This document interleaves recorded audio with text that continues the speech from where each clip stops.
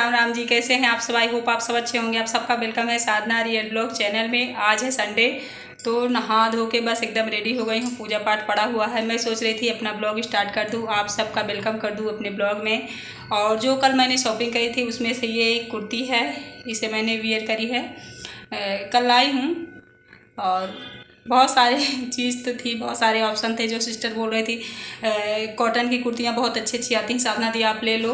तो इस बार तो बस मैं एक ही लेके आई हूँ, लेकिन सोचूंगी और जाऊंगी तो ले आऊँगी। मैं कोई सामान लेने जाती हूँ ना, तो कसम से मेरी पर्सनल जो ज़रूरतें होती हैं उससे ज़्यादा बच्चों की हो जाती है, इसलिए मैं अपने लिए ना नहीं ज़्यादा ले पाती हूँ रियली में। और फिर ये आदत मेरी है नहीं कि मतलब घर में जितनी भी चीज़ों की ज़रूरत है, जो इम्पोर्टेंट है, उसको छोड़ के मैं अपने पर्सनल के लिए बहुत सारी चीज़ें खर्च करूँ। ये मेरी आदत नहीं है, क्योंकि जब हमारी लाइफ एक फैमिली में जुड़ी होती है ना, बहुत सारी रिस्पॉन्सिबिलिटी होती है, तब हम अपने लिए नहीं जीते, ना ही जीना चाहिए। अपनी पर्सनल खुशी के लिए अगर हम पैसे खर्च कर दें और घर में प्रॉब्लम बनी रहे, है ना, हमारे बच्चे एक रुपए के लिए तरसे, हम अपने लिए सब कुछ हासिल करना चाहें, जो हमारा मन कहे जो हम खाएं, जो हमारा मन कहे वो हम पिएं, जो हमारा मन कहे वो हम पहने, तो ये हम तभी कर सकते हैं जब हम सिंगल पर्सन हैं, सिर्फ अकेले, हमारे आगे पीछे कोई नहीं है। अगर हमारी रिस्पॉन्सिबिलिटी है, हमारी फैमिली है, हमने बहुत सारे लोगों को जोड़ रखा है, यानी बच्चे भी हमने ही पैदा किए हैं, उनका पालन पोषण करना भी हमारी जिम्मेदारी है। बच्चे खुद से नहीं आए ना। तो फ्रेंड्स, जब हमारी जिम्मेदारी हमने खुद उत्पन्न करी है, खुद हमने उसे बनाया है, अपने साथ जोड़ा है, तो हमारी सबसे फर्स्ट रिस्पॉन्सिबिलिटी बच्चों के लिए बनती है, अपनी फैमिली के लिए बनती है, जो हमसे जुड़े हुए हैं, ना कि हमारी खुद की। हमारे खुद की वजह से अगर हमारी फैमिली परेशानी में आ जाए, प्रॉब्लम में आ जाए, तो हमसे बड़ा मूर्ख दुनिया में कोई नहीं है। इसलिए मेरा मानना है कि अपनी ज़रूरतें पूरा करें हम, लेकिन पहले अपनी फैमिली को हम इम्पोर्टेंस दें कि उन्हें क्या ज़रूरत है, वो क्यों, किससे खुश होते हैं, उनकी खुशी के लिए हम ही जिम्मेदार हैं ना। अपने बच्चों को हम ही खुशी दे सकते हैं, ना कि कोई दूसरा, है ना।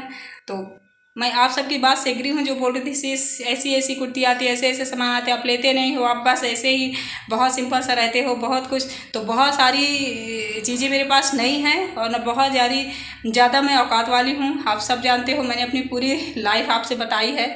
तो बस इतनी ही मेरी औकात है, जितनी मैं रहती हूँ, ठीक है फ्रेंड्स। और मेरा मानो ना, तो आप सबसे भी मेरी विनती है, अगर आपने अपनी फैमिली को जोड़ रखा है अपने पीछे, तो सबसे पहले उसको देखो, अपनी लाइफ बाद में देखिएगा, क्योंकि वो जिम्मेदारी हमारी है। गांव वाले उसे पूरा नहीं करेंगे, ना पड़ोस वाले, है ना। चलिए फिर पूजा पाठ करती हूँ, लग जाती हूँ काम में। मिलती हूँ कुछ देर बाद, क्योंकि नल मैंने ऑन रखा है, पानी मेरा चल रहा है, आप लोगों से बातें भी हो रही हैं। और ये कुर्ती मेरे ऊपर कैसी लग रही है? ये मैक्सी टाइप है, मतलब कि सिल्क कॉटन है, अच्छा लगता है, कुल मिला के कंफर्टेबल है गर्मी के मौसम में। चलिए फिर एक बार जाऊंगी दोबारा तो फिर एक अपने लिए लेके आऊँगी, इकट्ठे नहीं ले पाती हूँ मैं। और कितने की होगी बताइएगा, क्योंकि आजकल ना बहुत महंगाई है फ्रेंड्स, रियली में। और कान में भी देखिए मैंने क्या वियर कर रखा है, जो मैंने सोने के पहने थे ना, वो थोड़े से डैमेज हो गए हैं। तो मैं सोच रही हूँ बस यही पहनूं, क्योंकि डेली यूज के लिए ना सोना कभी कभी ख़तरनाक हो जाता है। मान लो सोना चांदी हम पहन के जा रहे हैं, कहीं गिर गया और किसी ने ले लिया। फ्रेंड्स, आजकल इतनी समझ लीजिए इतनी ज़्यादा प्रॉब्लम वाली लाइफ चल रही है, रियली में। मैंने बहुत लोगों को आजमाया है कि आपका सोना चांदी अगर गिर जाएगा ना, कोई लेगा तो बताएगा नहीं, किसे हम कहें क्या करें। इसलिए मैंने सोचा ना कि अगर मेरा डैमेज है कान का, तो मैं उसे उतार के रख दूं, कहीं गिर जाएगा तो फिर लेने के देने पड़ जाएंगे, है ना। क्योंकि बहुत सारी प्रॉब्लम मैंने झेल ली है, तो अब मैं ना हर तरह से खुश हूँ। चाहे मैं गिलट पहन लूँ, कुछ भी पहन लूँ, आई नो, जो कि मेरा सोना फेवरेट था। मतलब मैं सोना पहनी ही हूँ, मैंने कभी ये सारी चीज़ें पहनी ही नहीं अपनी लाइफ में। बचपन से लेके जब से मैं पहनने लायक हुई हूँ, ये सारी चीज़ें मैंने कभी नहीं पहनी, लेकिन आज मुझे पहनना पड़ रहा है। क्यों? क्योंकि सोना मेरा डैमेज है, अगर कहीं गिर गया तो खो गया तो फिर क्या करूँगी। तो परिस्थितियाँ ऐसी लाइफ में आ जाती हैं फ्रेंड्स कि हमें बहुत कुछ खुद को चेंज करना पड़ता है। और मैं तो मेरा मानना है, जैसी परिस्थितियाँ मेरे सामने आती जाती हैं, मैं वैसे ही अपने आप को बदलती जाती हूँ। क्या करूँ, क्योंकि शायद किस्मत को यही मंजूर होता है। चलिए फिर लग जाते हैं काम में। और जो न्यू आते हैं चैनल को प्लीज़ सब्सक्राइब करना बिल्कुल भी मत भूलना फ्रेंड्स, ठीक है। चलिए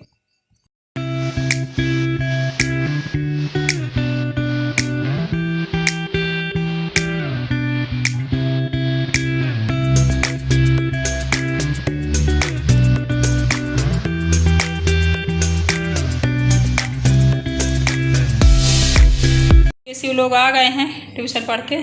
क्या निकाल रहे हो? दही चीनी से पेट नहीं भरेगा बेटा। तो इन लोगों को मैंने दे दिया है खिचड़ी, क्योंकि इन सब का पेट थोड़ा गड़बड़ था।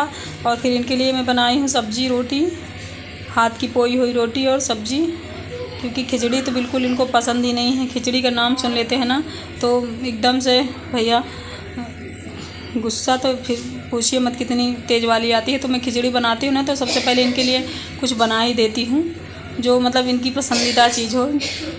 मेन इन सब्ज़ी रोटी ज़्यादा खाते हैं, दाल भी इनको ज़्यादा नहीं पसंद है। तो बस इनको मैंने बना दिया है, ये खा चुके हैं, मैं भी खा चुकी हूँ। और इधर शिवे कुछ जा रहा है लेने अपने लिए, मतलब इन लोग का स्कूल तो बंद हो गया लेकिन ट्यूशन के लिए भी बहुत सारी फरमाइश है, मम्मी ये वाला पेन, ये वाला वो, ये वो। तो उसके लिए भी इनका कुछ कम था, तो ऐसे छुट्टे पैसे मैं यही रख देती हूँ जैसे ज़रूरत होती है जिनकी बहुत। और फिर चाय मैंने बना के पी ली है। अब इवनिंग का टाइम है, खा पी के सो गई थी, फिर उठी हूँ, उठ के मैंने चाय पी ली है। चाय पीने के बाद थोड़ी सी एक्टिव हुई हूँ, फिर इधर जाले झाड़ के थोड़ा साफ़ कर रही हूँ, क्योंकि 2 बार घर में झाड़ू लगाना ही लगाना पड़ता है। बच्चों का घर है ना तो बच्चे गंदगी कर ही देते हैं। और बहुत सारी सिस्टर मेरी बोल रही थी, साधना आप करते क्या हो, आप इतने दुबले हो रहे हो, आप स्लिम हो रहे हो, हम लोग परेशान हैं, हम दुबले ही नहीं होते हैं। तो अगर मेरी ट्रिक मानो तो मैं इतनी दुबली क्यों हुई हूँ, उसका एक बहुत बड़ा रीज़न है। खान पियन तो है मानती हूँ, लेकिन आप ना अपने माइंड में एक चीज़ बैठा लो। मान लो कोई काम आप करते हो, मान लो आप यूट्यूब में जुड़े हो, आप कोई बिजनेस करते हो, उसके लिए आप माइंड में न अपने बैठा लो मुझे क्या करना है क्या करना है। मतलब इतनी जिम्मेदारी, इतनी टेंशन ले लो उस चीज़ की कि आपको भूख भी ना लगे, भूख की तरफ ध्यान भी ना जाए, जिन्हें दुबला होना है। और अगर आप ऐसे सोचो कि नहीं मैं तो मोटी हो रही हूँ, मैं तो खाना नहीं खाऊंगी, तो आप खाने की तरफ ही जाओगे। आपका सारा दिन खाने में ही निकल जाएगा, बार बार मतलब खाने की तरफ ध्यान भी न जाए। इतना अपने माइंड को आप किसी ऐसी चीज़ में जोड़ लो, एकदम बिठा लो जो आपके लिए हेल्पफुल हो, और उसे आप करो, उसके बारे में सोचो, उसके बारे में टेंशन लो, तो आप और आगे बढ़ो, ग्रो कर पाओ। मतलब कुछ ऐसा जब आप माइंड में बिठाओगे ना तो आप अपने आप दुबले हो जाओगे। आपको कोई डाइटिंग करने की ज़रूरत नहीं पड़ेगी, कोई ज़्यादा कसरत ना करो, कुछ नहीं, केवल अपने मन को कंट्रोल में कर लो। अपने मन को, अपने दिमाग को, अपने माइंड को किसी एक ऐसी चीज़ में लगा लो कि आपका ध्यान भी उसकी तरफ ना जाए, खाने की तरफ, क्या खाना है क्या खाना है, इतना मन लग जाए तो आप अपने आप डाइटिंग में आ जाओगे। बिना डाइट के आप पतले हो जाओगे। तो फिर देखिए आपसे मेरी बात भी हो गई, इधर बर्तन भी धुल रही हूँ, कपड़े पड़े हैं वो भी धुलूँगी, क्योंकि इवनिंग के टाइम में ही ज़्यादातर मैं गर्मी में कपड़े धुलती हूँ, क्योंकि सुबह धुल के डाल देती हूँ ना तो धूप इतनी ज़्यादा होती है, 10 बजे तक तो इतनी धूप हो जाती है, कपड़ों का ना रंग चला जाता है। इसलिए गर्मी के मौसम में तो ज़्यादातर ही इवनिंग में मैं धुलूँगी, क्योंकि आराम से सूखता रहता है। शाम के 8-9 बजे तक कपड़े सूख जाते हैं, फिर मैं अंदर रख देती हूँ।